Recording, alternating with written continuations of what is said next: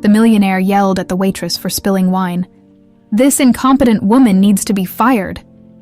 But seconds later, what she did left everyone speechless. Edward Parker sat at the head of the long, polished table inside Le Bernard, one of the most exclusive restaurants in New York City. The crystal chandeliers cast a golden hue over the room, reflecting off the silverware and the expensive wine glasses filled with the finest Bordeaux, the scent of truffle oil. Aged steak and freshly baked bread lingered in the air, but Edward wasn't here to indulge. He was here to win. "This merger is the single biggest opportunity our firm has had in years," said Jonathan Pierce, Edward's right-hand man and one of the few people he trusted in the corporate world. "If we close this deal, Parker Enterprises will control over 60% of the luxury real estate market in Manhattan." Edward leaned back in his chair, fingers tapping against the tablecloth. "I didn't come here to hear obvious facts, Jonathan. What I need to know is whether the Westmont Group is truly ready to commit." His icy blue eyes scanned the faces of the executives seated with him. "Because I'm not in the business of wasting time." A heavy silence followed. Across the table, Daniel Westmont, head of the rival firm, adjusted his cufflinks and let out a measured breath. "Your reputation precedes you, Parker," he said with a small smirk. "I appreciate a man who values efficiency." Edward gave a curt nod. "Then let's make sure we don't waste another second."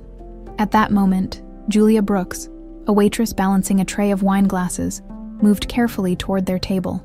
The evening had been a nightmare for her. A double shift, aching feet, and the lingering worry about her younger sister Stella, who had been coughing all morning. She needed to get home, but the tips from this dinner could help pay for her sister's much-needed medication. She had served demanding customers before, but billionaires, that was new, and Edward Parker's presence was suffocating. The way he carried himself, the way everyone hung on his every word. He exuded an intimidating power. She swallowed her nerves and stepped toward him, trying to be as precise as possible. Then, disaster struck, just as she extended a glass of expensive Bordeaux. Her grip faltered. The wine tilted dangerously before cascading in slow motion. A deep red stain blooming across Edward's custom-tailored Brioni suit. The shock of it stole her breath. The restaurant fell silent. Julia froze, her heart hammering. Edward's face darkened with fury. "What the hell is this?" His voice cut through the air like a blade. He stood up abruptly, the napkin in his hand useless against the spreading stain. His sharp, cold gaze locked onto Julia. "Are you completely incompetent?" Her stomach dropped. She had dealt with angry customers before, but this was pure humiliation. I'm so sorry, sir," she stammered, her voice barely above a whisper. "It was an accident." "An accident." Edward's voice dripped with disdain. His eyes flickered to the restaurant manager. "I want her fired immediately." The weight of his words crushed her. A few gasps rippled through the restaurant. The other waiters exchanged nervous glances. While the guests shifted uncomfortably, no one dared to intervene. Julia's breath caught in her throat. Fired. She needed this job. She couldn't afford to be out of work, not with Stella depending on her. Her hands trembled, but she straightened her back, swallowing the lump in her throat. This was her breaking point. "With all due respect, sir," she said, her voice steadier now. "Everyone is fighting something." Her eyes, filled with quiet defiance, met his. "I don't have power or money, but I have dignity. And I won't let you take that away from me."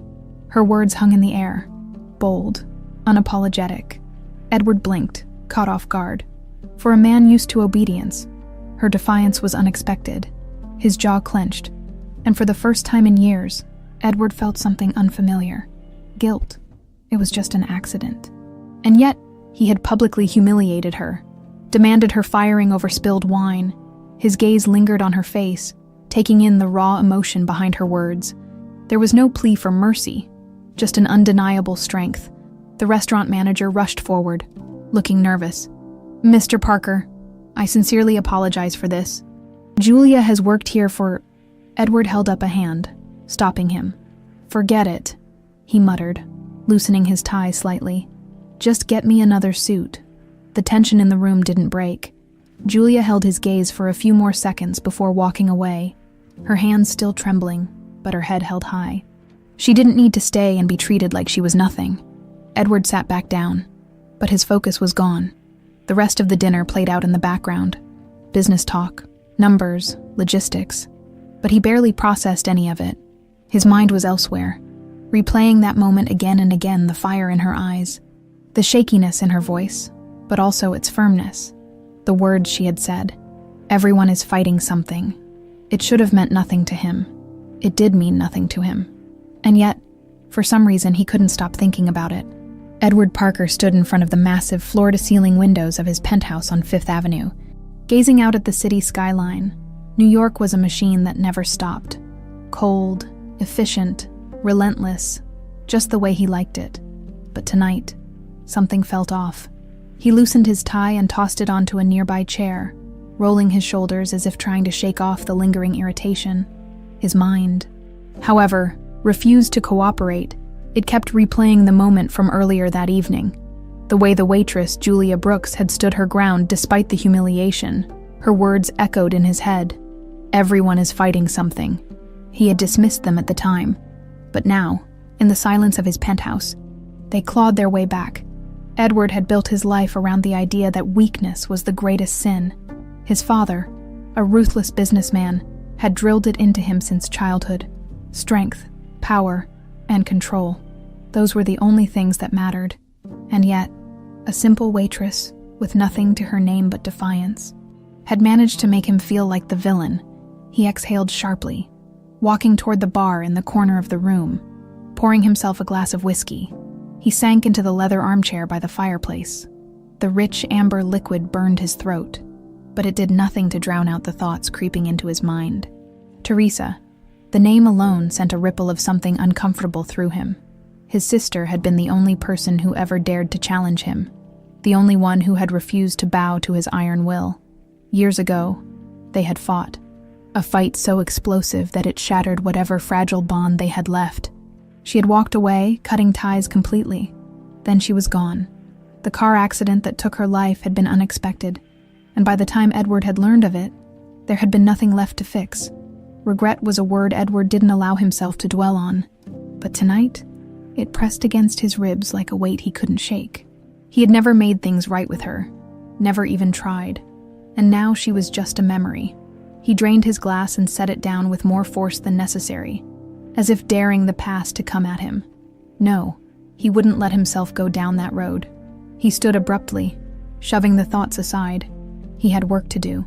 Meanwhile, on the other side of the city, Julia Brooks unlocked the door to her tiny apartment in Queens, her shoulders heavy with exhaustion. The moment she stepped inside, she heard a soft, rasping cough coming from the small bedroom. "Stella," she called gently, setting her bag down. Her 9-year-old sister peeked out from under the covers, her face pale, her big brown eyes slightly feverish. "Hey, Jules." Julia forced a smile. "Hey, baby. How are you feeling?" Stella shrugged, her small frame looking even more fragile under the weight of her sickness. "Better than this morning." Julia sat on the edge of the bed, brushing a strand of hair from Stella's face. "Liar," she murmured with affection. Stella giggled weakly before breaking into another cough. Julia's chest tightened. The doctors still hadn't given them a clear diagnosis, and the medical bills were piling up faster than she could manage.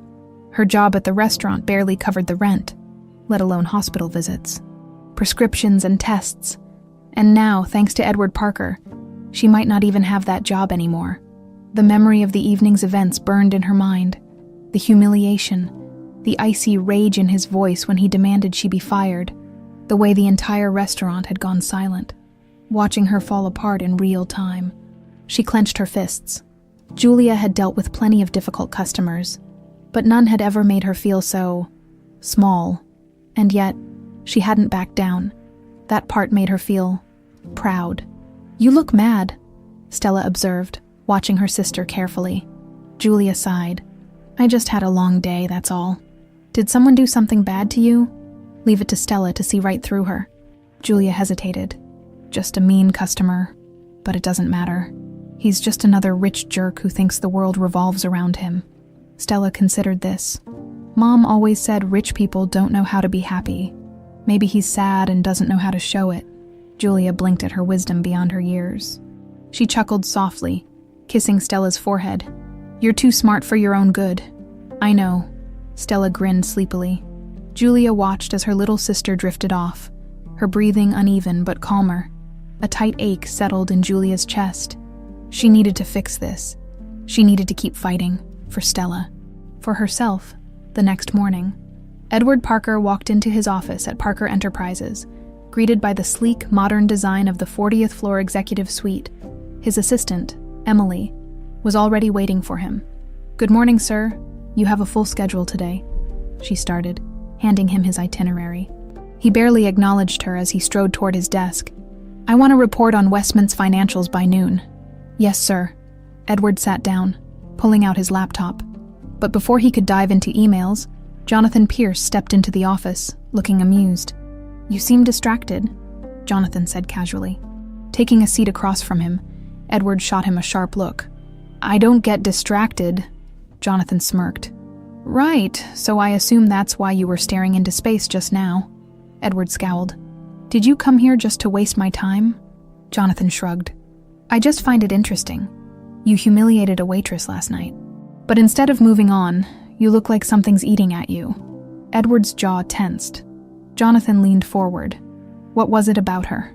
Edward clenched his fist. He hated that someone had noticed. "She reminded me of someone," he admitted after a long pause. Jonathan raised an eyebrow. "Who?" Edward exhaled. "Teresa." The name sat between them like a ghost. Neither of them wanted to acknowledge.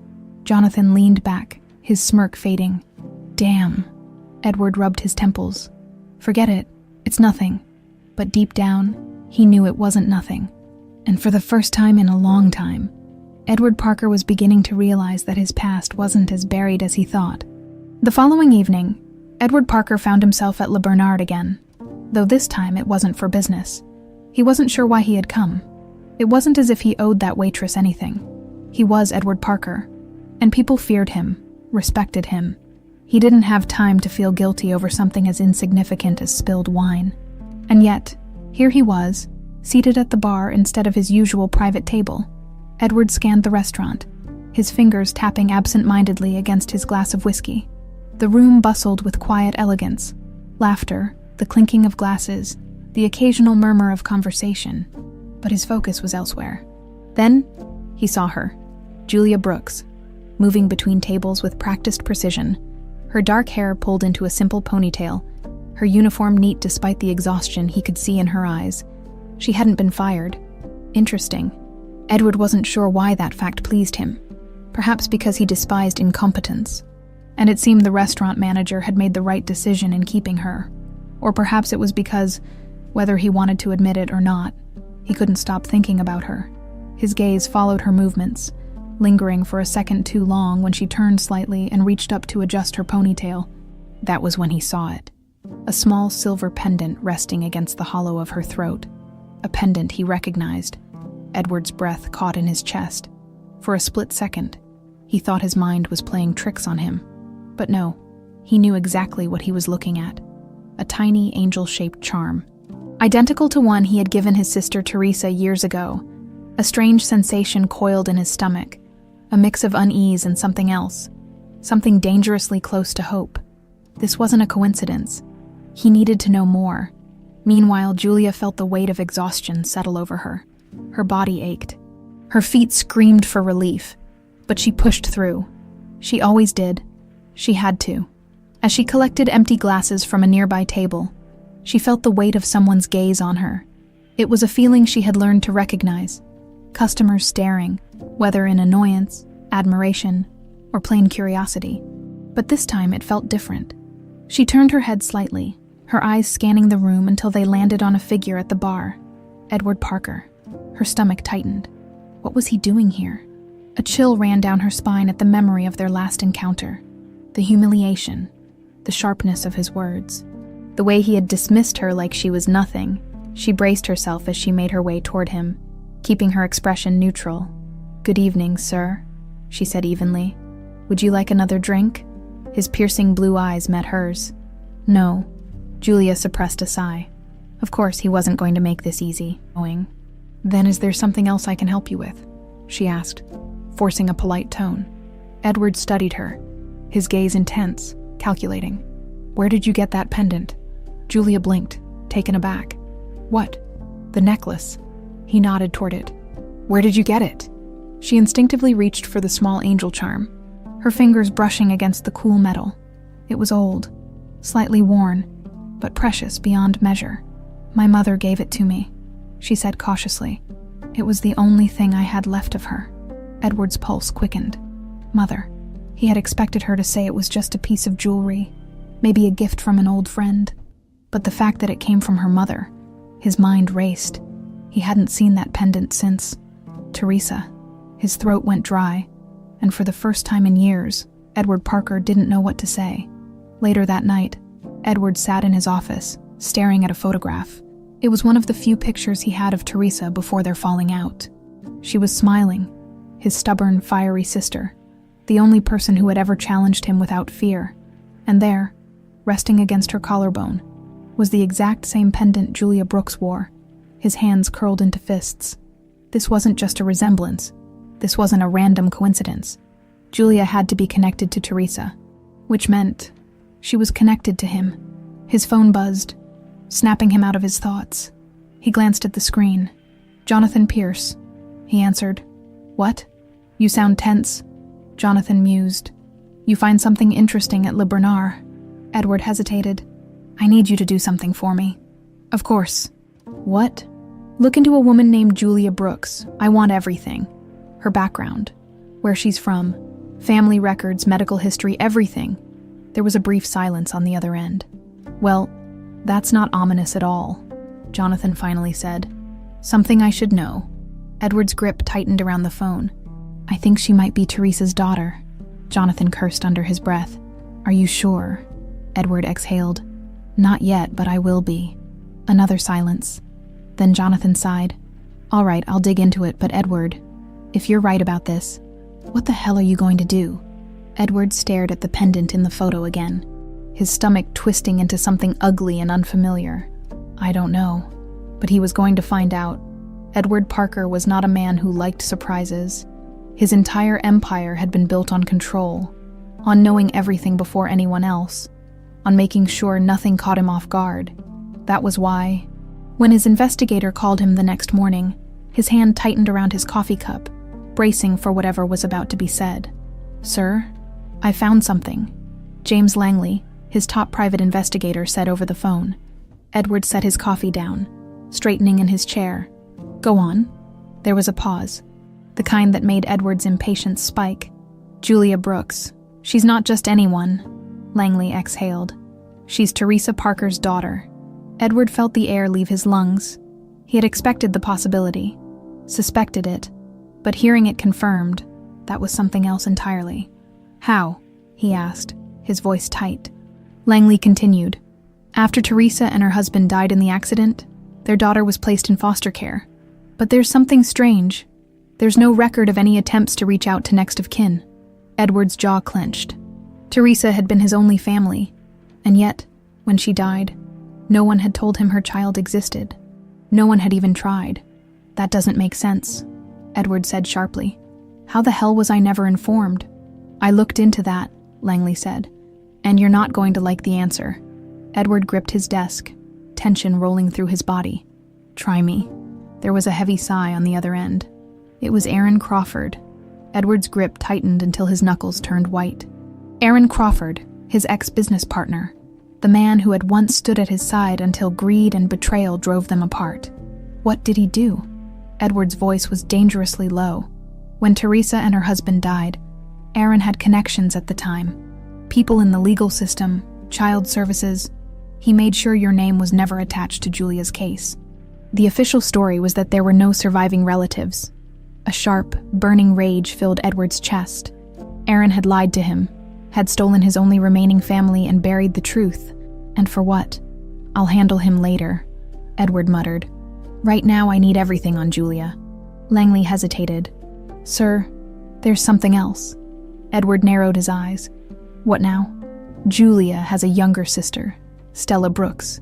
But she's sick. Edward stiffened. Sick? Yeah. Julia's been working herself to death to pay for medical treatments. But from what I found, it's not enough. Edward exhaled sharply, running a hand through his hair.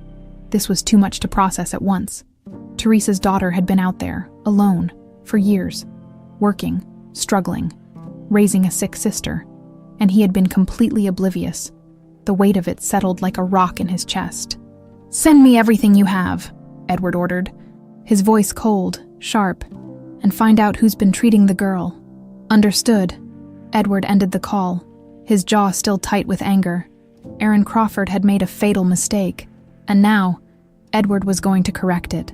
Across the city, Julia Brooks was at her breaking point.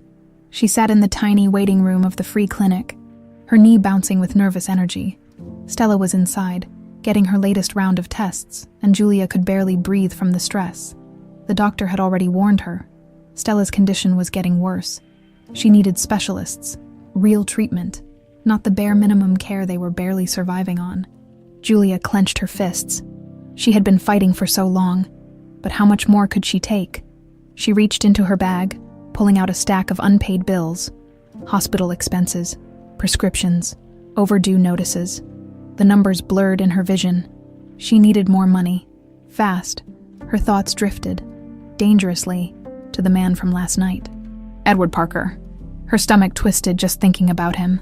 She had looked him up after their encounter, curiosity getting the better of her. A billionaire, ruthless, powerful, a man who could fix all her problems with a snap of his fingers.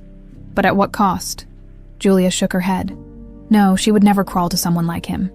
She had made it this far on her own, and she wasn't about to start begging now. But as she stared at the bills in her hands, a cold truth settled over her. She was running out of options.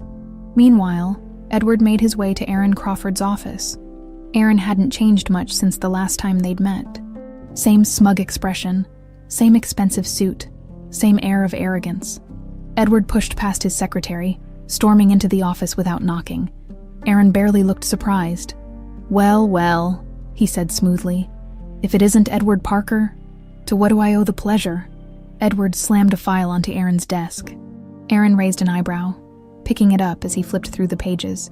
His expression shifted. "You recognize her?" Edward asked, voice dangerously calm. Aaron glanced at the picture of Julia Brooks, Teresa's daughter, and smirked. "So, you finally figured it out?" Edward's patience snapped. He grabbed Aaron by the collar, shoving him against the desk. "You stole her from me," Edward hissed. "You buried the truth. You let me believe I had no family left." Aaron chuckled, completely unfazed. "Oh, come on, Edward. What would you have done? Played the devoted uncle." He scoffed. "You were too busy building your empire. You never would have looked for her." Edward's grip tightened. "You had no right." Aaron smiled, but there was something cold and dark in his eyes. "And what are you going to do about it?" Edward let go, stepping back. He wasn't done with Aaron, but right now, he had something more important to handle. His sister's daughter was out there, suffering, and Edward Parker wasn't a man who let what was his suffer. This wasn't just about revenge anymore. It was about family, and Edward was going to make things right. Edward Parker wasn't the kind of man who hesitated. Hesitation was for the weak, for people unsure of their choices. He had spent his life making ruthless, calculated decisions, never looking back.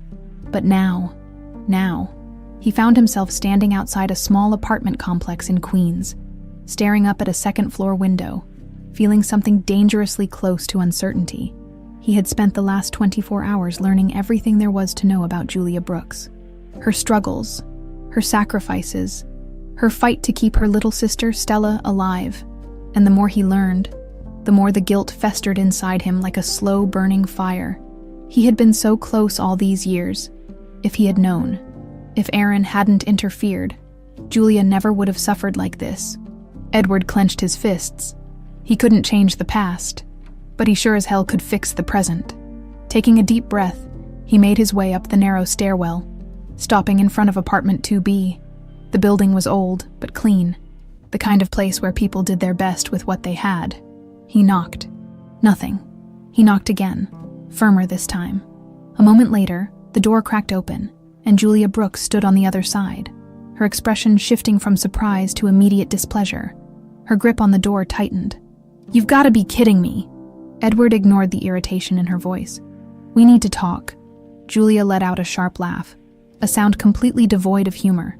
"Talk. The last time we spoke, you humiliated me in front of an entire restaurant and tried to get me fired. What exactly do we have to talk about?" Edward exhaled. He had expected resistance, but he wasn't used to people speaking to him like this. He wasn't used to people slamming doors in his face, which is exactly what Julia tried to do. He caught it before it could close. "Julia," he said, his voice calm but firm. "Just 5 minutes then. If you still want me gone, I'll leave." Julia narrowed her eyes, jaw clenched. Every instinct told her to tell him to go to hell, but something in his expression gave her pause. She hated to admit it, but Edward Parker looked different tonight. Not the arrogant, untouchable billionaire from before. He looked tired, like a man carrying something heavier than he was willing to admit. "Fine," she muttered. 5 minutes. She stepped back, allowing him inside. The apartment was small but warm. A simple couch, a few mismatched chairs, stacks of books piled on a worn coffee table. The scent of chamomile tea lingered in the air. It was nothing like the cold, sterile penthouses Edward was used to. But what caught his attention wasn't the apartment itself. It was the sound of coughing coming from a small bedroom down the hall. Julia followed his gaze, crossing her arms. "That's my sister, Stella." Edward nodded, already knowing. "I assume you didn't come here just to admire my furniture?" Julia said, her voice sharp. Edward turned to face her. "No, I came because I want to help you." She laughed again, this time with more disbelief than anger. "Help me?" He nodded, slipping his hands into his pockets. "Yes," she scoffed. "You think you can throw money at me and suddenly everything's okay? Is that how the world works for you?" Edward sighed. "I don't expect you to trust me, but you need to hear me out." Julia's eyes narrowed. She wanted to throw him out. She wanted to tell him to mind his own damn business. But the truth, she needed help, and that scared her more than anything. She took a slow breath, forcing herself to stay calm. "All right, start talking." Edward hesitated for half a second before saying the words that would change everything. "I knew your mother." Julia froze. Her entire body went still, like she had been punched in the stomach. For a long moment, she didn't speak. Then, very softly, she whispered, "What did you just say?" Edward held her gaze, his expression unreadable. "Teresa Parker," he said. "Your mother, she was my sister." Silence, a thick, suffocating silence that filled every inch of the room. Julia's breathing turned shallow. "No," she said automatically, shaking her head. "No, there's no way. I'm telling you the truth," Edward interrupted. Julia stepped back, feeling like the ground beneath her had just split in two. "No," she repeated, her voice shaking. "You're lying. I have proof." Edward reached into his coat pocket and pulled out a worn photograph. It was old, slightly faded, but unmistakable.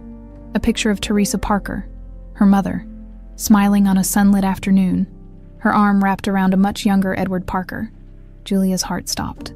She recognized that smile. She had spent years staring at the only other photo she had of her mother. This wasn't a lie. This wasn't a trick. Edward Parker was telling the truth. He was her uncle. A wave of emotions crashed into her. Shock, confusion, anger, grief. She felt like she couldn't breathe. She had spent her entire life thinking she had no one left. And now, out of nowhere, this man, this arrogant, cold, infuriating man, was standing in her living room, telling her they were family. Julia shook her head, tears burning in her eyes. "No," her voice cracked. "You don't get to do this. You don't get to walk into my life and—" "I didn't know," Edward cut in, his voice softer than before. "I swear to you, Julia, I didn't know you existed." She wanted to believe him, but how could she? Her whole life she had been alone. No one had come for her. And now, suddenly, he was here, her hands clenched into fists. "You should leave." Edward's expression didn't change, but for the first time, he didn't fight back. He simply gave a slow nod. "All right, but I'm not giving up on you." Julia turned away, biting her lip so hard it hurt. She refused to let him see her cry, and as the door closed behind him, she realized that for the first time in years, she wasn't sure what to believe anymore. Julia Brooks barely slept that night. She had spent hours lying in bed, staring at the ceiling, replaying every single word Edward Parker had said. "Your mother, Teresa Parker, was my sister. I didn't know you existed." It didn't make sense. It couldn't make sense. She had spent her entire life believing she had no family left, that after her parents died, she and Stella had been truly alone in the world. And now, suddenly, Edward Parker, a man who had humiliated her just days ago, was claiming to be her uncle. It felt like a cruel joke. But that photo, Julia had recognized the woman in it immediately. It was her mother, and standing next to her, younger but unmistakable, was Edward Parker. The truth was there, staring her in the face, but her heart refused to accept it. By morning, she had made up her mind. If Edward Parker thought he could just waltz into her life, throw out a bombshell like that, and expect her to blindly believe him, he had another thing coming. She was going to find out the truth. On her own terms, meanwhile, across the city, Edward sat at his office desk, trying and failing to focus. He had spent the morning reviewing contracts, dealing with calls from investors, and pushing through the motions of business as usual, but nothing felt usual anymore. Julia's shocked, angry expression wouldn't leave his mind. He had expected resistance, but seeing the raw pain in her eyes had unsettled something in him, and the worst part, he understood it. She had every right to be angry. He should have known about her. He should have been there, but Aaron had made sure that never happened. Edward's jaw clenched, just thinking about it. Aaron Crawford had stolen years from him, years he could have spent making sure Julia and Stella were safe, that they never had to struggle like they had. Edward had always prided himself on being ruthless, on never letting emotions cloud his judgment. But this was different. This was family, and he wouldn't let Aaron get away with it. A knock at the door pulled him from his thoughts. Jonathan Pierce stepped in, holding a thick folder. "You're going to want to see this," he said, dropping it onto Edward's desk. Edward flipped it open. Inside were pages of legal documents, sealed records, financial statements. It was the truth about what Aaron had done, and it was worse than he thought. Across town, Julia walked into the records office. The clerk barely looked up from his computer. "I need access to the case files of Julia and Stella Brooks from 10 years ago," she said. Trying to keep her voice steady, the man frowned, adjusting his glasses. "That's a restricted request. Are you a legal guardian?" Julia clenched her fists. "I'm one of the names on those files. That should count for something." The man sighed. "I'm sorry, miss, but without legal authorization, I have a right to know the truth." Something in her voice made the clerk hesitate. With a reluctant sigh, he leaned closer. "Look, I can't give you official documents, but I can tell you this." He lowered his voice. "Your case was flagged. Someone interfered with your adoption records." Julia's breath hitched. "What do you mean, interfered?" "There was a deliberate effort to keep you from being placed with your biological family," he explained. "Someone with money and influence made sure your records were buried." Julia felt her stomach drop. Money, influence. Only one name came to mind: Edward Parker that evening. Julia stormed into Parker Enterprises. She ignored the receptionist's protests, pushed past security, and marched straight to Edward's office. His assistant, Emily, jumped up. "Ma'am, you can't just—" Edward looked up from his desk, his expression unreadable. "It's fine," he said, waving Emily away. "Let her in." Julia slammed the door behind her. "Tell me the truth," she snapped. Edward leaned back in his chair, completely calm. "I already did." "No," she shot back. "The whole truth." She tossed a folder onto his desk, the copy of the limited records she had managed to obtain. "I went digging," she said, her voice shaking. "And do you know what I found?" Edward remained silent. "That someone paid to have me kept away from my family." She took a step closer, her eyes burning. "Was it you?" Edward's chest tightened. He exhaled slowly. "No." Julia laughed bitterly, shaking her head. "Convenient answer. I didn't know about you," he said firmly. "Aaron Crawford made sure of that." Julia froze. "Aaron," Edward continued, his voice sharp with controlled anger. "He manipulated the system, paid off the right people. He knew if I found you, I'd get involved. And he didn't want that." Julia felt like the floor had been ripped from under her. Aaron Crawford. She barely knew the name, but now he was tied to her entire past. "I know this is a lot," Edward said. his voice quieter now. "But you have to believe me. I would never have left you alone if I had known." Julia wanted to believe him. But how could she? For years, she had learned that the only person she could rely on was herself. And now, this man, a stranger, wanted her to rewrite everything she thought she knew. She turned away, arms crossed tightly. "I don't know what to do with this," she admitted. Edward stood. "You don't have to decide anything right now." His voice was different, gentler, quieter, but Julia wasn't ready for it. She took a step back. "I need time." Edward nodded. "Take it." She didn't thank him, didn't look back. She just walked out, her mind spinning, because for the first time in her life, she wasn't just fighting to survive, she was fighting to understand. Julia Brooks felt like she was drowning. She had spent her entire life believing she had no family left, that she and Stella were all they had in this world. Now, Edward Parker, the same man who had humiliated her days ago, was telling her she was wrong, and worst of all, a part of her believed him. She had tried to ignore it, tried to push the whole thing out of her mind, but the truth kept creeping back in. The photograph, the pendant, the buried records, and now, the name Aaron Crawford, a man she knew nothing about. Yet somehow, he had decided the course of her entire life. Her stomach twisted with frustration as she paced the small living room of her apartment. She had come home after her confrontation with Edward, fully intending to leave everything behind. But she couldn't, because no matter how much she hated it, she needed answers. A soft cough snapped her from her thoughts. Julia turned to find Stella standing in the doorway of their tiny bedroom, clutching a blanket around her small frame. "Jules," she said, her voice hoarse from the lingering illness. "You're upset." Julia forced a smile. "I'm fine, baby. Go back to sleep." Stella tilted her head. "Did something happen at work?" Julia hesitated. She had never hidden things from Stella, but how did she even begin to explain this? "Not exactly," she murmured. "Just something unexpected." Stella frowned but didn't press. Instead, she shuffled closer, resting her head against Julia's arm. "You're going to figure it out," she said sleepily. Julia swallowed the lump in her throat and hugged her sister tightly. She had to figure it out. For both of them.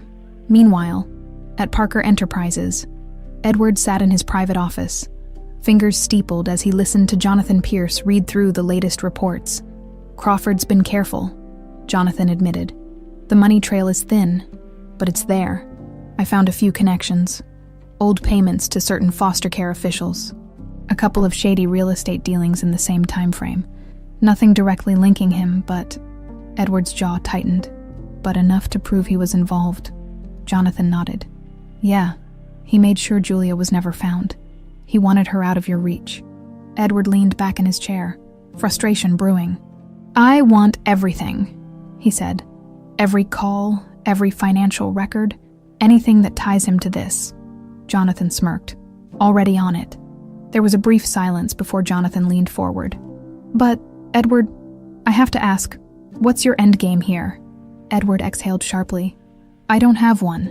Jonathan arched a brow. "You always have an end game." Edward said nothing, because for the first time in a long time he didn't.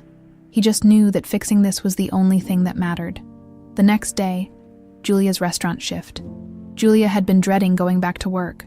She should have quit, but quitting meant losing the only stable income she had. And right now, she couldn't afford that. So here she was, moving between tables, forcing a polite smile, trying to pretend everything was normal.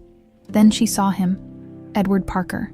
Again, seated at the same table he had occupied 2 nights ago. Julia's grip tightened around her notepad. "Oh, you have got to be kidding me." She considered ignoring him. She could send another server, pretend she didn't notice. But Edward's piercing gaze was already on her.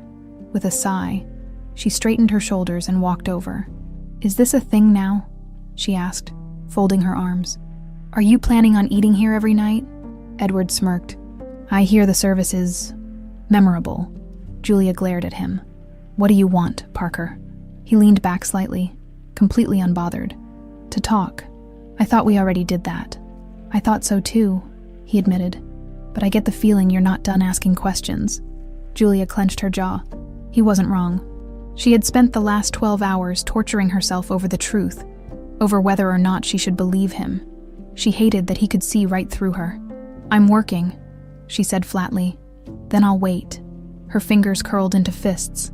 "Why are you doing this?" Edward's expression shifted slightly, the smirk fading just a little. "Because I should have been there," he said, "and I wasn't." Something about those words made Julia's breath catch.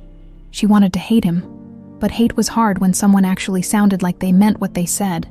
Julia sighed, exasperated. "Fine. You want to talk? Meet me outside after my shift." Edward nodded. "I'll be there."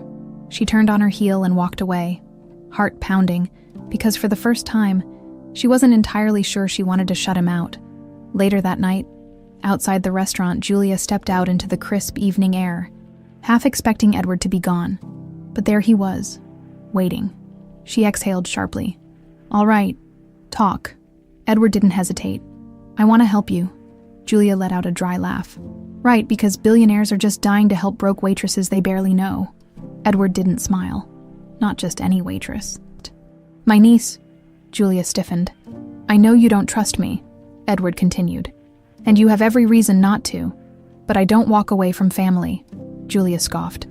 "Funny, you did a great job of that before." Edward's jaw tensed, but he didn't react to the blow. "I didn't know," he said again. "But I do now." He reached into his pocket, pulling out a legal envelope. "What's this?" Julia asked suspiciously. "Stella's medical bills," Edward said simply. "They're paid." Julia's stomach dropped. Her hands shook as she took the envelope, skimming the contents. Every bill, every crippling hospital expense, gone. Her head snapped up. "You had no right." "I had every right," Edward cut in. "You're my family, Julia, and whether you like it or not, I take care of what's mine." Julia felt anger and relief crash together all at once. Her pride screamed at her to shove the envelope back into his hands. But the reality, Stella needed this. She swallowed hard. "I don't need your money," Edward nodded. "I know, but you need help." Julia clenched her fists. This was dangerous, because for the first time in her life, someone was offering to stand beside her, and she wasn't sure she knew how to let them. Julia stood frozen, her fingers gripping the envelope tightly. The weight of it felt heavier than it should, as if it carried not just money, but a shift in the very foundation of her life. Edward Parker had just paid off all of Stella's medical bills, something she had been drowning under for years, and he had done it without asking. Her first instinct was to shove the envelope back into his chest. She didn't need his help. She had fought, struggled, and sacrificed for so long that accepting anything, even something that could help Stella, felt like admitting defeat. But the reality was crushing. Stella needed more treatment, more tests, more medication, and as much as Julia wanted to be the one to fix everything, she wasn't sure she could. Her pride and her desperation waged war inside her. She looked up at Edward, her eyes burning. "I didn't ask for this." "I know," he said simply. "That doesn't make it okay." Edward exhaled, his gaze unwavering. "Julia, I understand pride. Hell, I built my entire life on it. But there's a difference between being independent and being reckless. You don't have to do this alone." She hated that he sounded so calm, so sure. For years, she had fought against a world that had forgotten about her, a world that had left her and Stella behind. She had been their only shield, their only protector. And now, suddenly, this man, this stranger, was stepping in as if he belonged. Julia clenched her jaw. "So what? You think you can just throw money at my problems and suddenly be my family?" Edward's expression didn't change. "I don't expect that." "Then what do you expect?" she snapped. "You walk into my life out of nowhere, tell me we're related, and now you think I should just, what? Forgive you, trust you." He didn't flinch at her words. "No," he admitted, "but I want you to let me try." Julia let out a sharp laugh, shaking her head. "You don't get to try, Edward. You don't get to just show up and decide to play the role of a concerned uncle. Where were you when I was being bounced between foster homes? Where were you when I had to drop out of school to work 2 jobs just to make sure Stella had food? Where were you when she got sick?" The words came out like a flood, raw and unfiltered. Edward didn't look away. "I didn't know," he said, his voice quieter this time. "But I should have." Julia felt something in her chest tighten. She had expected anger, defensiveness, maybe even pity, but the way he said those words, "I should have," sounded like a confession, like he actually meant it. She turned away, her throat tight. "I can't do this right now." Edward nodded. "I'll give you space, but I'm not going anywhere." Julia didn't respond. She walked away, gripping the envelope in her hand, her emotions a storm she couldn't control. The next morning, Julia sat at the small kitchen table in her apartment, staring at the unopened envelope. Stella was still asleep in the bedroom, curled under layers of blankets, her small frame barely making a dent in the mattress.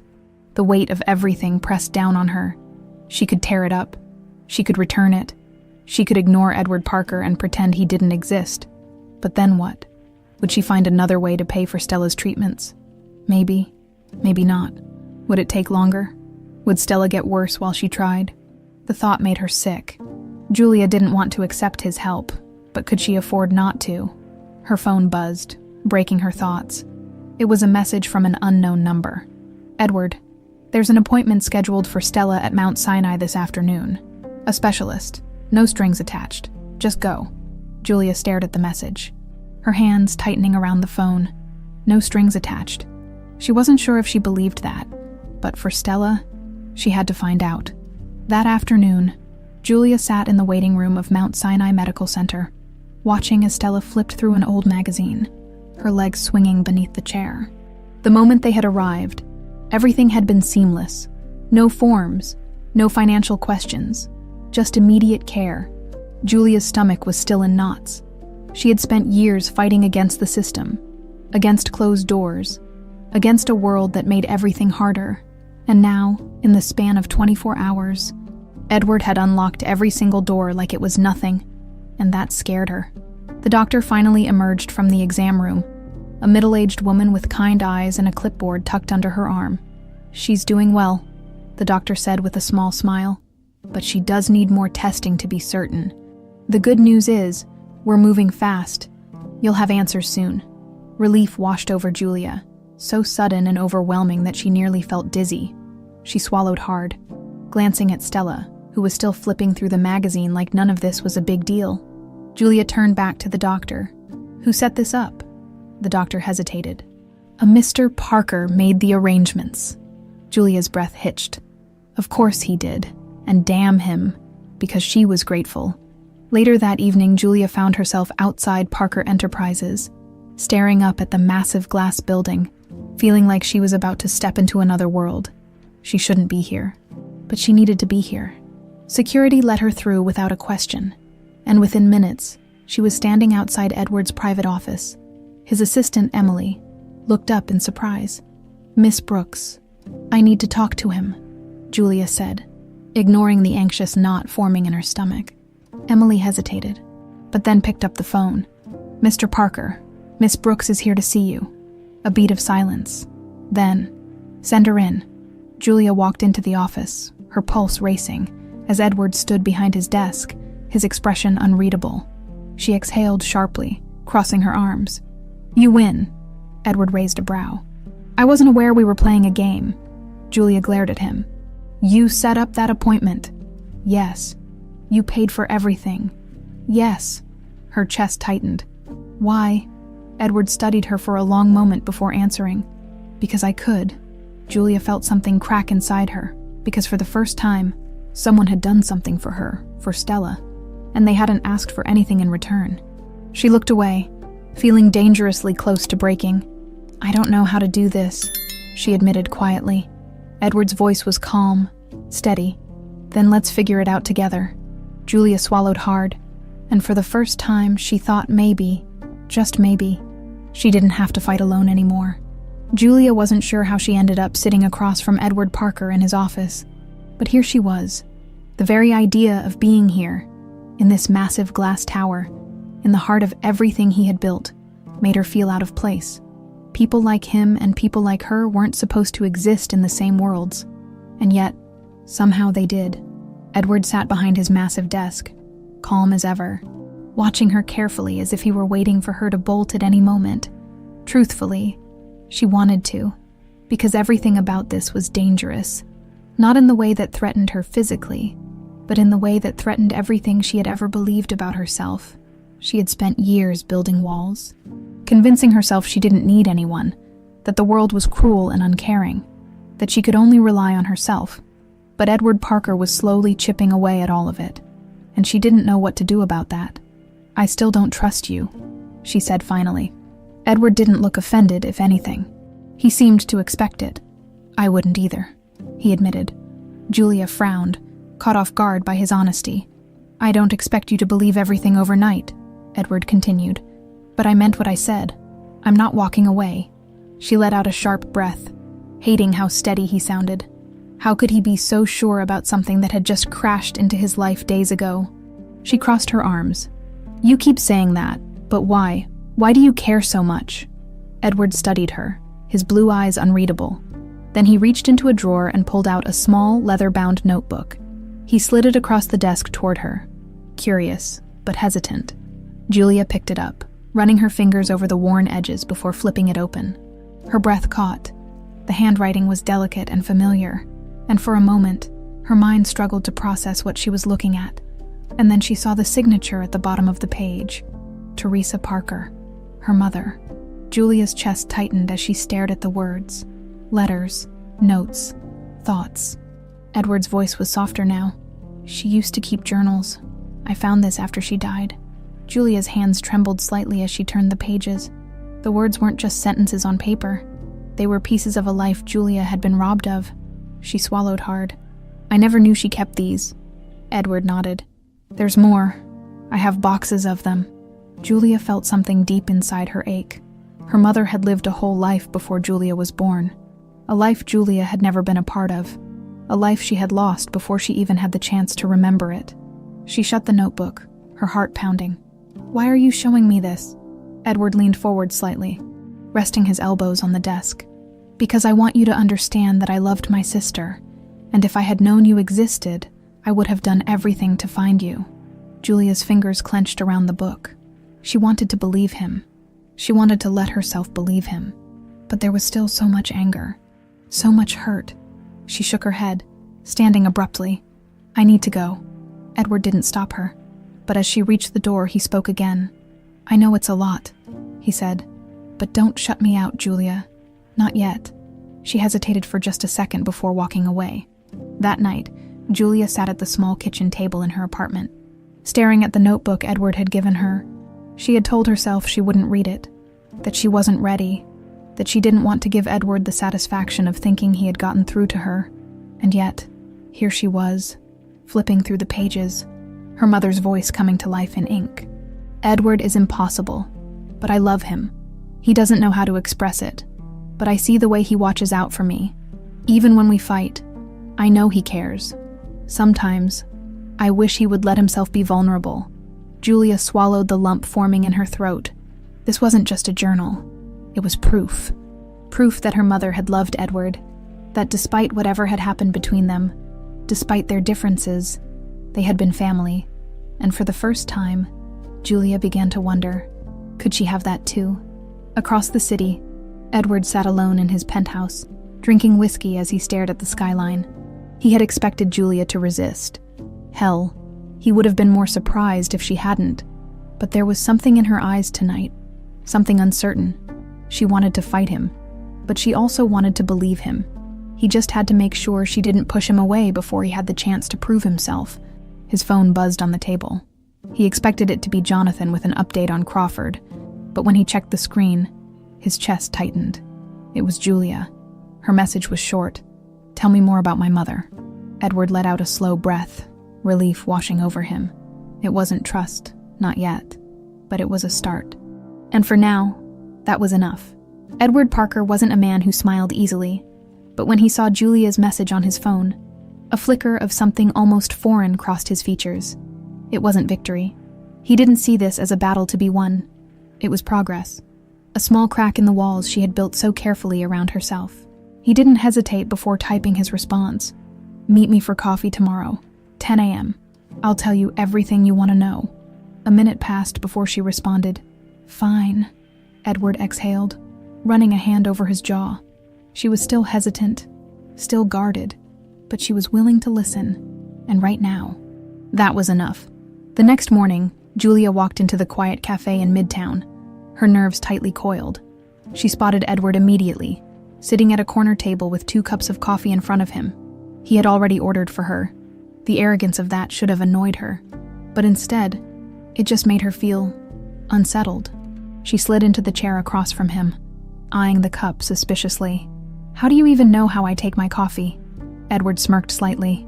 "I pay attention." That made her uncomfortable.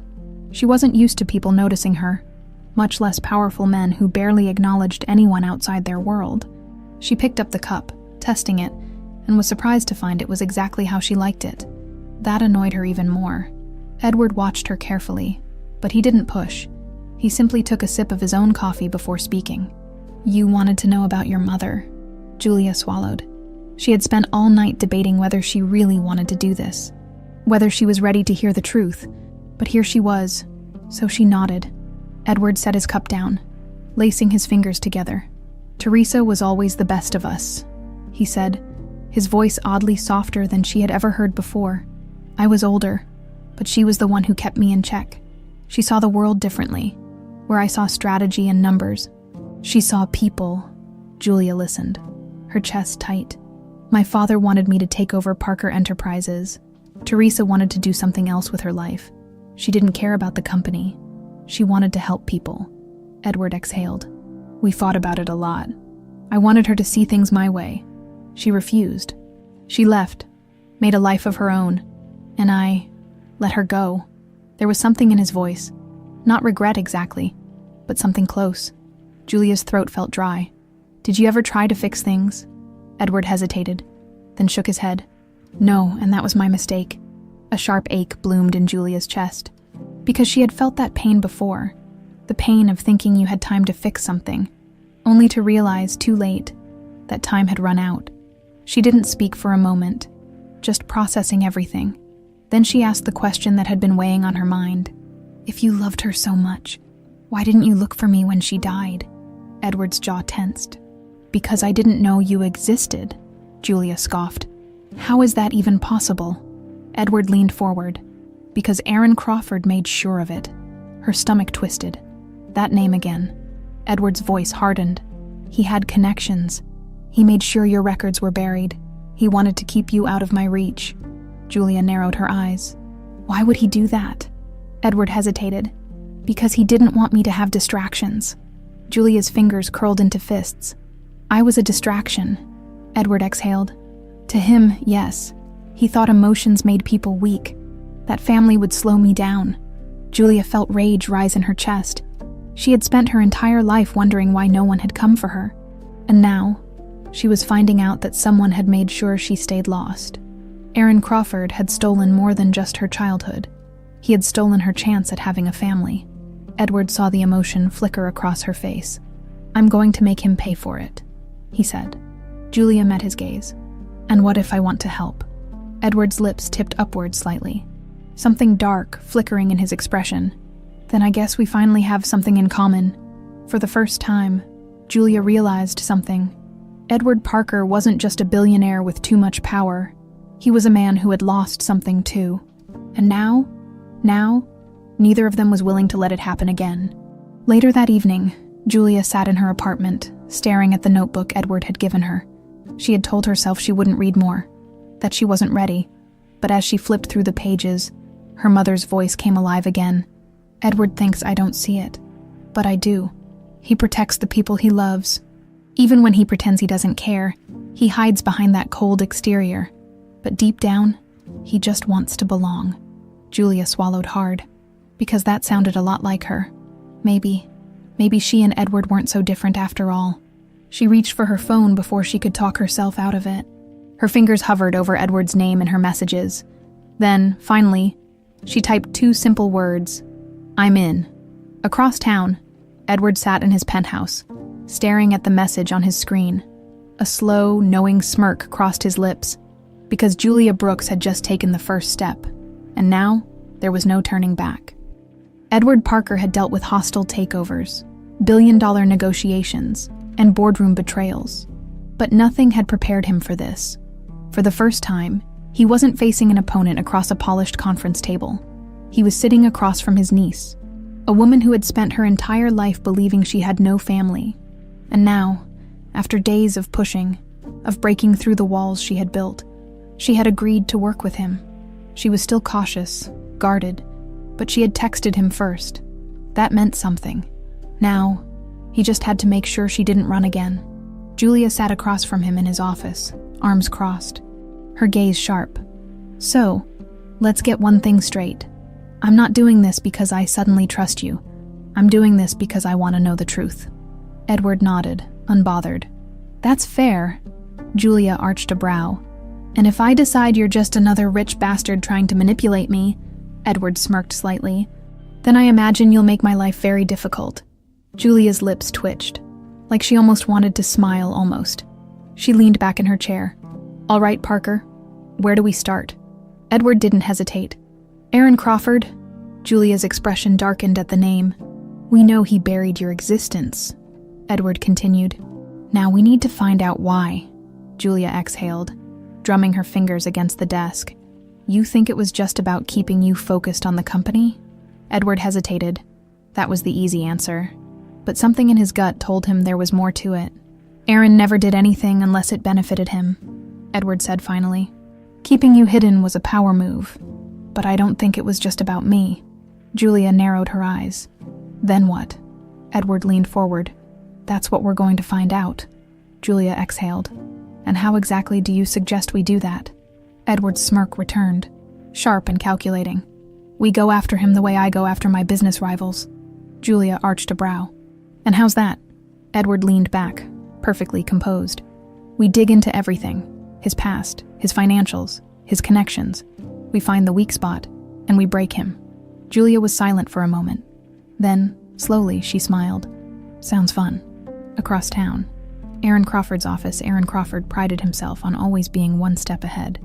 For years, he had controlled the chessboard, moving pieces exactly where he wanted them. He had buried Julia Brooks in the system years ago, ensuring Edward Parker never knew she existed. It had been a simple, calculated decision, one meant to eliminate distractions and secure Parker Enterprises' dominance. But now, Julia was back in the picture, and Edward knew everything. Aaron stared at the private investigator's report on his desk. Julia Brooks, age 25, former foster child, legal guardian of her younger sister, Stella Brooks. She had survived despite everything, and now she was standing beside Edward. That was a problem, because if Julia dug too deep, she would find out the real reason Aaron had hidden her, and that would ruin everything. Aaron exhaled sharply, pressing a button on his desk phone. Get me a meeting with the board, he said to his assistant, and find out what Edward Parker is up to. He wasn't about to let two nobodies tear down what he had built. Meanwhile, Julia's apartment. Julia sat on the floor of her tiny living room, papers spread out everywhere. Edward had sent over files on Crawford, financial records, corporate reports, evidence of the empire he had built over the years. But none of it told her what she really wanted to know. Why? Why had this man stolen her past? Why had he ensured she grew up alone? Julia's fingers clenched around an old newspaper clipping Edward had found. One from the year of her mother's accident.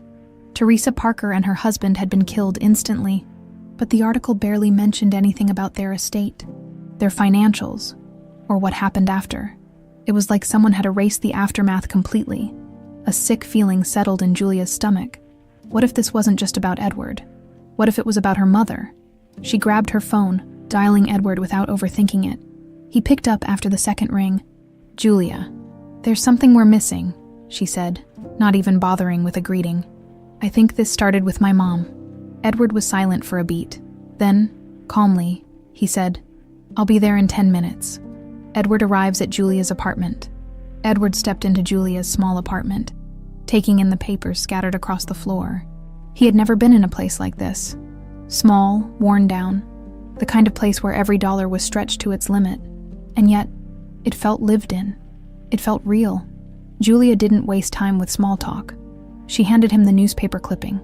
This doesn't make sense. Edward scanned the article.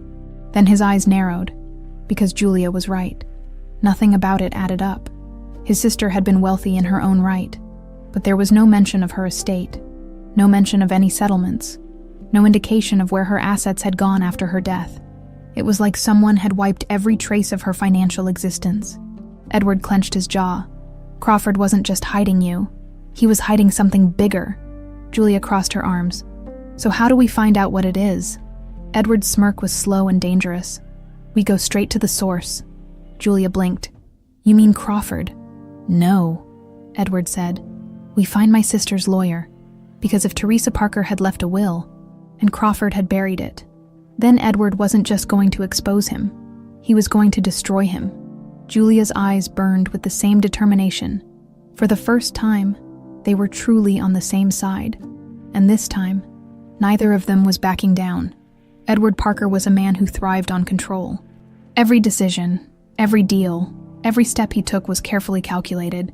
But as he sat in Julia Brooks' small apartment, surrounded by scattered papers and unanswered questions, he realized something unsettling.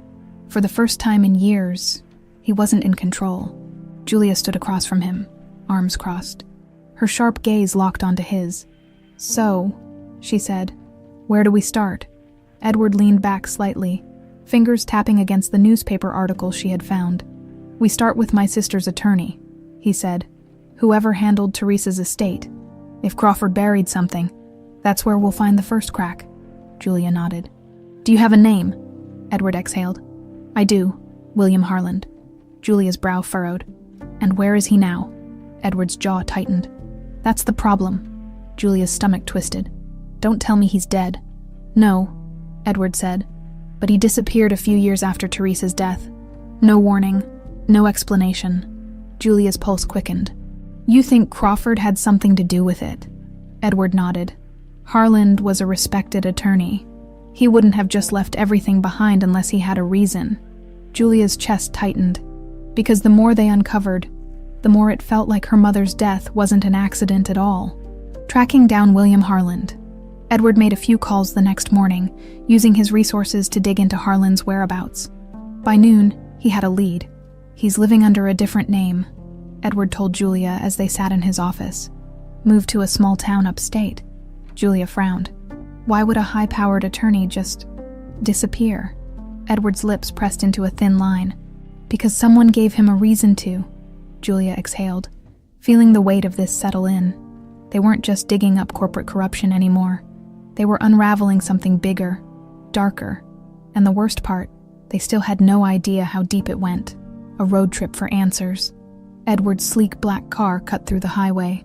Moving toward a quiet, remote town that looked like it hadn't changed in decades, Julia sat in the passenger seat, arms crossed, tension radiating from her. Are you sure he'll even talk to us? She asked. Edward's hands tightened around the steering wheel. He will. Julia glanced at him. You sound pretty confident.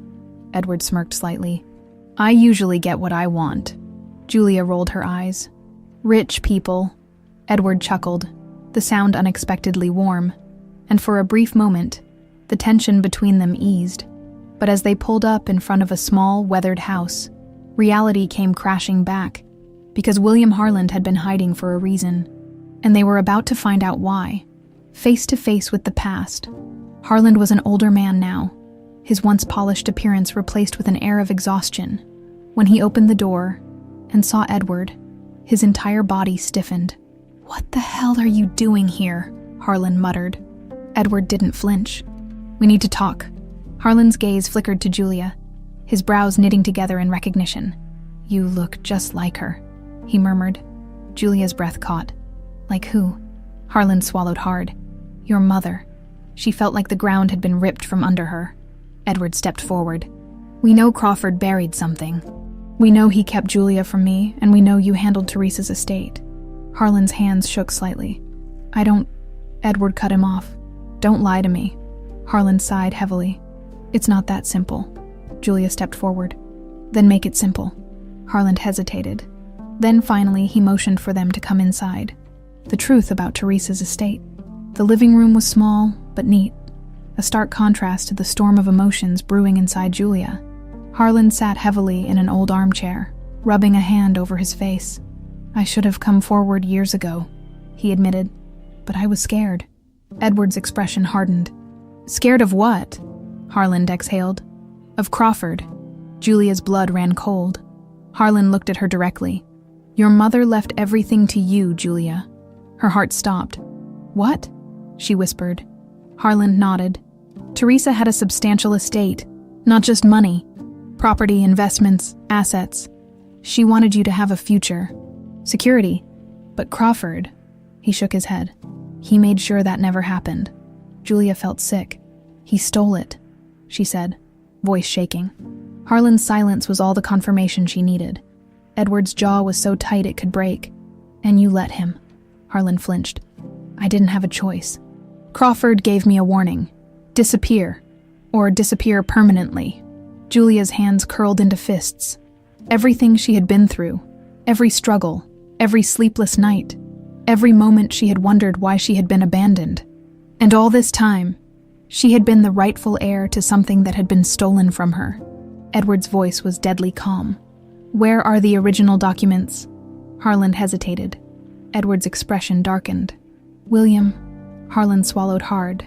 Then, reluctantly, he stood and walked toward a hidden safe behind an old bookshelf. Julia's pulse pounded when he pulled out a worn envelope. Her hands shook as she took it. Inside were the legal documents of Teresa Parker's estate. Proof. Undeniable, irrefutable proof that Julia had been meant to have a life she had never known. She stared at it, her vision blurring with rage and grief. Edward reached over, his grip steadying hers. We have him, Edward murmured. Julia clenched her jaw. Not yet. Edward arched a brow. What do you mean? Julia's gaze was steely. I don't just want to expose him, she said. I want to take everything from him. Edward's smirk was slow, approving. Now you're starting to sound like a Parker. For the first time, Julia didn't fight it, because if she was going to war with Aaron Crawford, she was going to win. Edward watched Julia as she stared at the documents in her hands. He could see the storm raging inside her, the mix of shock, anger, and something deeper, betrayal. She had spent her entire life believing she had nothing, that she had to fight for every scrap of survival, only to find out that it had all been stolen from her. She took a shaky breath, her grip on the papers tightening. I want everything Crawford took from me. Edward's lips curled slightly. Then we take it back. Julia looked up at him, her jaw clenched. How? Edward leaned back, completely composed, as if they weren't discussing the destruction of one of the most powerful men in their world. First, we make sure these documents are legally airtight. If we take this to court, Crawford will bury us in legal battles. We need a strategy. Julia exhaled sharply. You think I care about legalities? He stole my entire life, Edward. I know, Edward said, his voice steady. And that's why we have to be smart about this. Crawford plays dirty. If we go after him, he'll retaliate. Julia scoffed. Let him. Edward's smirk widened, just slightly. Spoken like a true Parker. She didn't even roll her eyes this time. Instead, she ran a hand through her hair, frustration evident. Fine, what's the plan? Edward tapped the documents in her hands. We expose him piece by piece. We don't just take this to court. We take it to the press, the board of directors, the investors. We make sure that by the time we're done, Crawford doesn't just lose what he stole from you. He loses everything. Julia met his gaze, something dark and determined flickering in her expression. And you're really all in on this. Edward leaned forward, his tone colder now. Crawford cost me my sister. He cost you your life. This isn't just about revenge, Julia. It's about justice. For the first time, Julia believed him. She had spent years thinking she had no one, now for better or worse. She had Edward Parker standing beside her, and together, they were going to burn Aaron Crawford to the ground. The next few days were a whirlwind of preparation. Edward brought in his top legal team to authenticate the documents. His personal investigator worked around the clock, pulling every financial record. Every trace of Crawford's involvement. They uncovered shell companies, offshore accounts, and proof of forged signatures that Crawford had used to cover up the theft of Teresa Parker's estate. Julia, for her part, didn't sit back and watch. She learned everything. She studied legal jargon, memorized financial records, and absorbed every detail of the case like her life depended on it. Because in a way, it did. She refused to let Edward fight this battle alone. One night, as she pored over yet another file in Edward's office, she caught him watching her from across the desk. "What?" she asked, raising a brow. Edward smirked. "You really are relentless," Julia huffed. "You say that like it's a bad thing." He shook his head. "No, it's a Parker thing." The words should have bothered her. A week ago, she would have scoffed, told him not to lump her in with his world. But now she didn't fight it. She was done fighting who she was. The real test came when they made their first move. Edward arranged for a controlled leak, just enough information to make the financial world start whispering. A single article in a well-respected publication, questioning some of Crawford's older business dealings. The reaction was immediate. Crawford's people scrambled to do damage control, but it was too late. The seed of doubt had been planted. Then came the board meeting. Edward and Julia arrived together, a silent declaration of war. The moment they stepped into the sleek conference room, the tension was palpable. The board members were already murmuring amongst themselves. Sensing the shift in power before a single word had been spoken, Crawford was already seated, his expression unreadable, but Julia could see the tightness in his jaw, the barely concealed annoyance at seeing her there. "Edward," Crawford greeted, forcing a polite smile. Then his eyes flicked to Julia, and something colder settled in his gaze. "Miss Brooks." Julia held his stare. "Mr. Crawford." Edward didn't waste time with pleasantries. He set a thick folder down on the table and slid it forward. "I believe you'll find this interesting." Crawford took the folder, flipping it open. The moment his eyes landed on the documents, his expression changed. Julia saw it.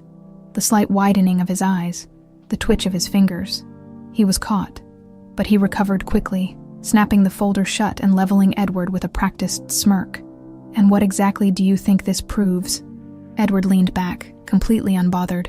"It proves that you stole Teresa Parker's estate, buried the evidence, and ensured that her rightful heir was never found." The room fell silent.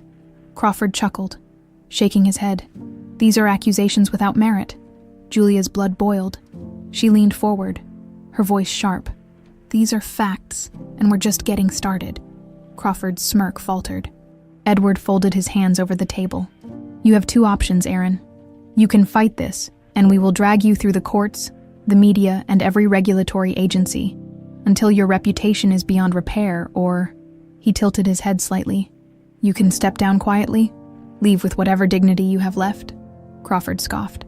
"You think you can force me out?" Edward smirked. "I don't think, Aaron. I know." Julia watched as the weight of the situation settled on Crawford's shoulders. For the first time, he looked genuinely uncertain. Good.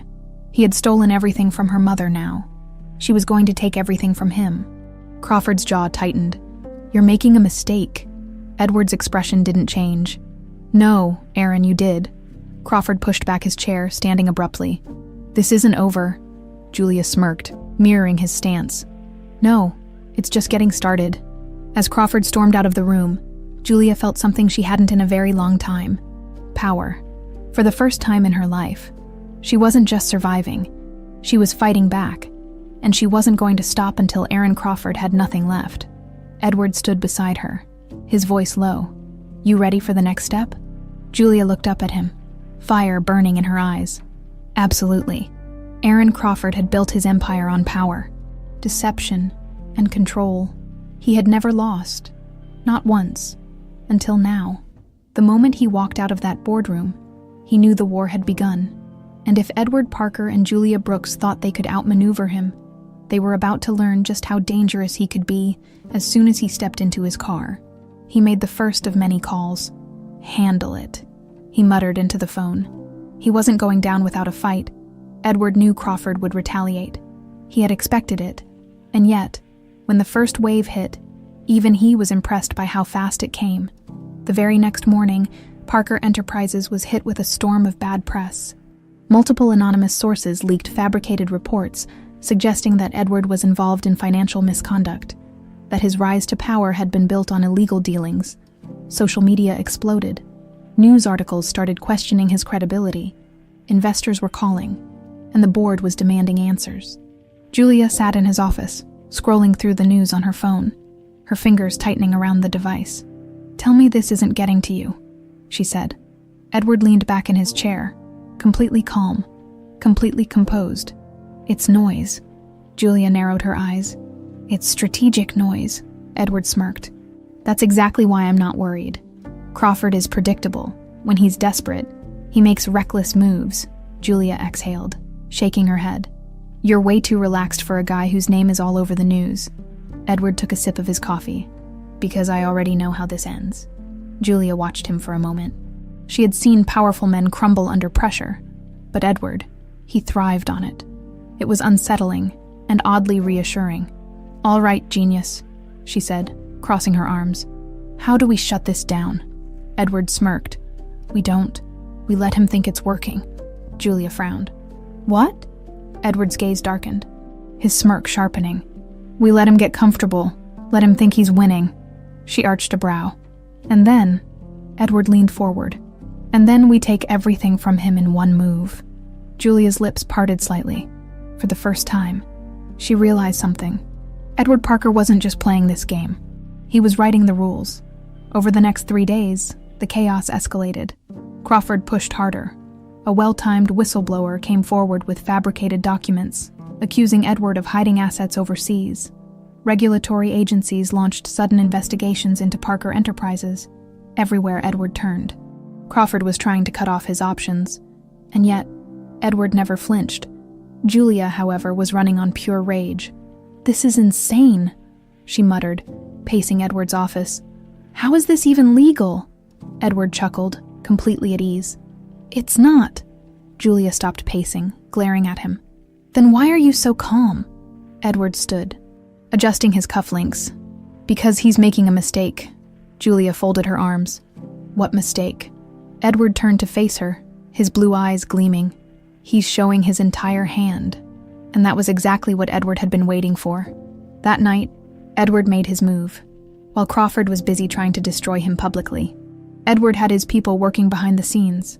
By morning, his investigators had uncovered everything. The offshore accounts, the illegal transfers, the bribes Crawford had used to manipulate legal systems for years. And then they found the missing piece.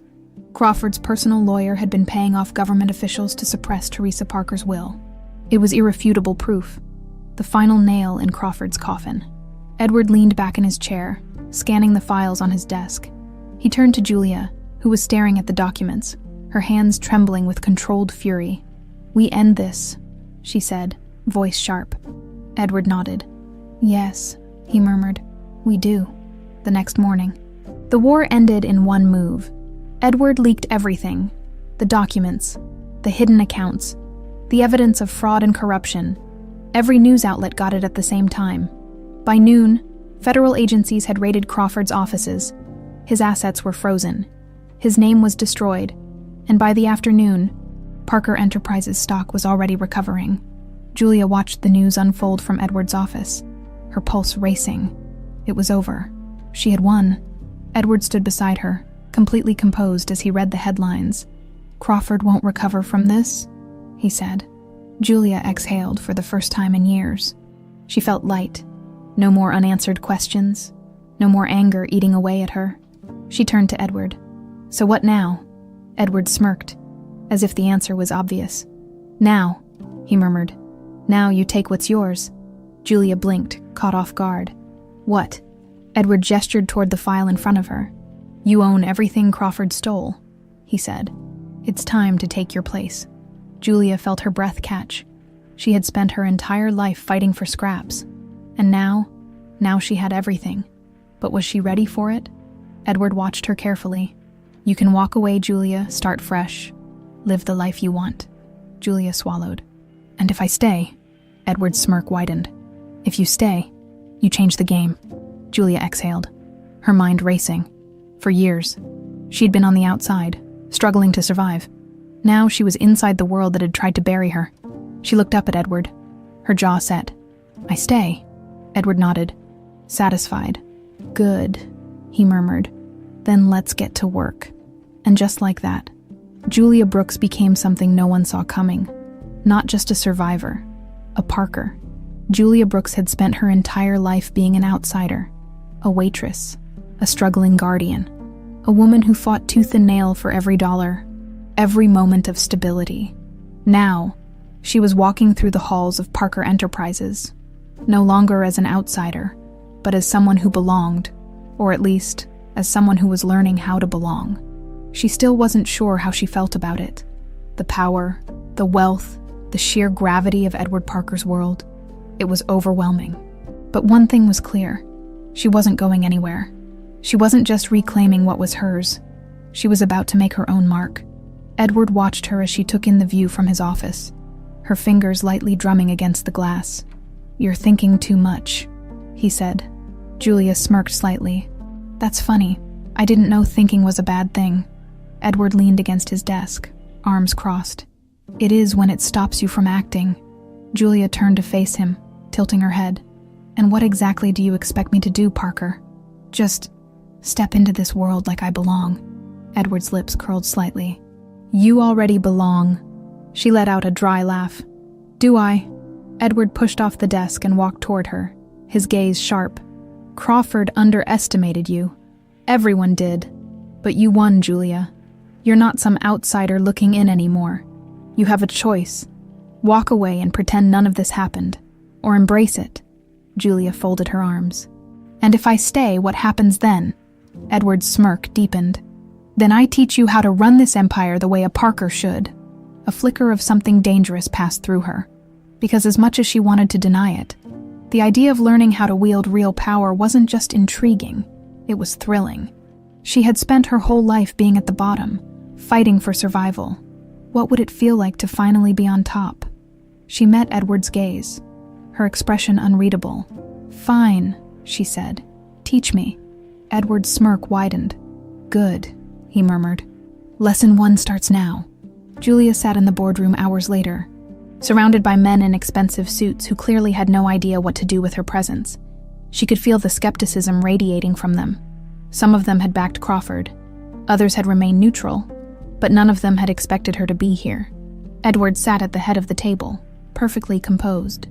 "Gentlemen, meet Julia Brooks." There was a long pause. Then, one of the older men, Gerald Lancaster, a veteran in corporate politics, spoke. "With all due respect, Edward," he said, his tone cool. "What exactly is her role here?" Julia felt the weight of their judgment. But instead of shrinking, she leaned forward, lacing her fingers together. "That's a great question, Mr. Lancaster," she said, her voice even. "So let me make this simple. Everything you see, this company, these assets, belong to my mother, and they were stolen. I'm here to take back what's mine." A few of the men exchanged glances. Gerald's lips pressed into a thin line. "Business isn't just about ownership, Miss Brooks. It's about experience. Do you even have any?" Julia didn't miss the condescension in his tone, and she refused to let it rattle her. "I have experience in survival," she said smoothly. "In knowing how to fight for what I need, and let's be honest. Half of you thought Edward would never survive after Crawford was exposed. But here he is, still standing. And now, so am I." Edward smirked, clearly enjoying this. Lancaster exhaled. "This is a complicated industry. You can't expect to just step in and—" Julia cut him off. "I don't expect anything, I earn it." There was silence. Then Edward spoke. "Julia will be working alongside me moving forward. Consider her a Parker in every way that matters." The weight of his words settled over the room. A Parker, it was official. And Julia wasn't about to back down. Later that night, Julia sat in Edward's office, exhausted but exhilarated. She had expected the board to push back harder, but Edward's influence had kept them in check. For now, Edward poured himself a drink, then glanced at her. "You did well," Julia smirked. "You sound surprised." Edward chuckled. "Not surprised? Impressed." She raised a brow. "Careful, Parker. That almost sounded like a compliment." He handed her a glass of whiskey. "Consider it one." Julia took the drink, letting the warmth settle in her chest. She had spent her entire life on the outside, struggling to survive. Now, she was inside, and she was just getting started.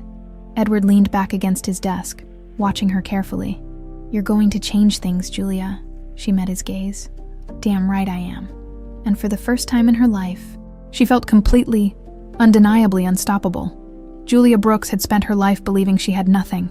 No family, no security, No future beyond the endless struggle of surviving one day at a time. Now, she stood in the heart of Parker Enterprises, no longer just a spectator but a player in the game. And for the first time in her life, she wasn't fighting to survive. She was fighting to win. The past few weeks had been relentless. Edward had thrown her into the deep end, making sure she learned everything.